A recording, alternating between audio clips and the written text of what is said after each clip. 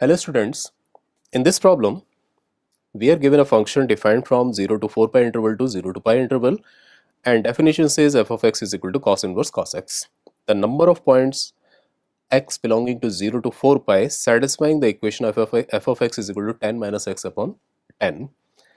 That means we have to find the number of solutions of cos inverse of cos x, that is f of x. It should be equal to 10 minus x upon 10.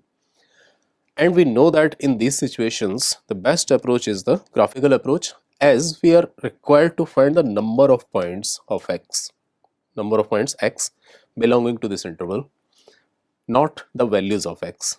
So we consider two different curves, y is equal to cos inverse of cos x and y is equal to 10 minus x by 10, that is simply 1 minus x by 10, that is a straight line, and cos inverse cos x we can plot, and we have to do it between 0 to 4 pi only. So let's plot both the graphs and see if they are intersecting, as each point of intersection will correspond to one value of x for which this quantity will be equal to this one, and we have to count that number of solutions only.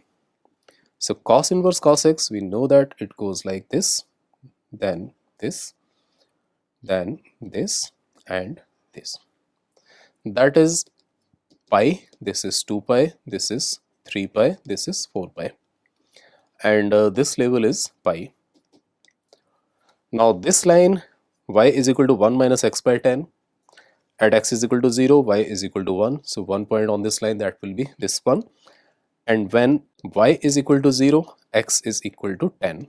So x is equal to 10, that will be somewhere in between 3 pi and 4 pi. Let's say this is 10. Join these 2 points by a straight line